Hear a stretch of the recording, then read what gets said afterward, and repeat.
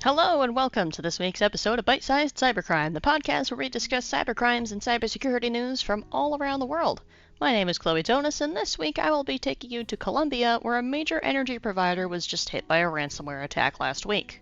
Empresas Públicas de Medellín, or EPM, is one of the largest public suppliers of energy, water, and gas, and provides service to 123 municipalities in Colombia. Last week on Tuesday, December 13th, 2022, employees were told to work from home and the IT infrastructure was down, and the company's website was no longer accessible.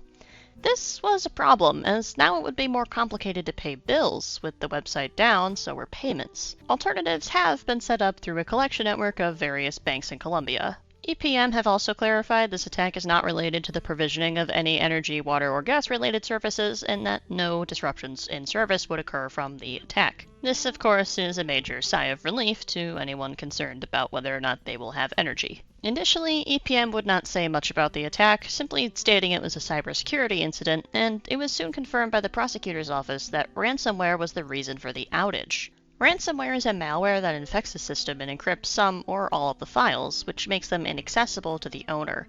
Usually the hackers behind this attack will request a ransom to be paid in a cryptocurrency, and in return they will provide the decryption key so that all the previously encrypted files can be accessed safely. Paying a ransom in ransomware is not typically recommended, as it is never guaranteed you will get your files back. However, in many very pressing cases, it is sometimes necessary to pay that ransom. Otherwise, you just have to rely on whatever backups you may have externally, and if you don't have any external backups that are also not encrypted, you need to start from scratch. El Colombiano confirmed that not only was the website and payment portal offline, but the intranet or internal network was also mostly unavailable. The prosecutor's office allegedly told El Colombiano that an estimated 15 terabytes of data were stolen in the attack, which by pure numbers would make it the largest ever cyber attack in Colombia. In fact, this would be triple the size of the second largest cyber attack in Colombia. However, as far as I know, that figure remains unconfirmed. The ransom note text file found on the system not only confirms this was a ransomware attack, but that it was also the responsibility of the Black Cat ransomware group. Chilean security researcher Germán Fernández discovered a new sample of a data exfiltration tool that Black Cat uses called Xmatter. This sample was uploaded from Colombia around the time the attack took place, so a link is not 100% certain, but it is probable given the circumstances and given even more evidence I'm going to present later. But what exactly is Xmatter? Xmatter and other exfiltration tools are able to extract data from victims and store it on a server controlled by the hackers. Exfiltration tools are often used to extract data that ends up as part of a data breach, but in the case of ransomware, this likely means there is a double extortion going on. Some money in exchange for the encryption key, and more money for a promise not to release the data stolen to the public. In a twist of irony that I never failed to find hilarious, it turns out the server that Xmatter was uploading to was actually not all that secure itself and allowed any visitors to view the data stored on it. This was most likely unintentional, as it would make any double extortion attempts no longer effective, but for all I know it could have been some kind of tactic that was done on purpose. Either way, on this server were various folders starting with the prefix EPM-, and images were uploaded by Fernandez that confirmed this. You can see those particular images in my bleeping computer source if you want to check them out yourself. The sheer amount of data on this server remains unconfirmed, but around 40 devices were named.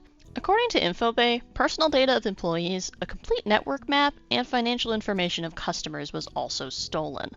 If these claims are true, it would be devastating to both employees and customers and could result in identity theft for both of them. As of the date of this recording, which is Sunday, December 18th, 2022, no data is known to have been publicly dumped, although it may be possible to read through it on the remote servers that were accessed by Fernandez. Ransomware is a serious and a growing issue for many businesses as cyber attacks become more prevalent all around the world, and truly no one is safe at this point. How EPM was initially infected is unknown, but ransomware often makes its way onto networks through phishing emails. Proper training and awareness is vital for staying secure.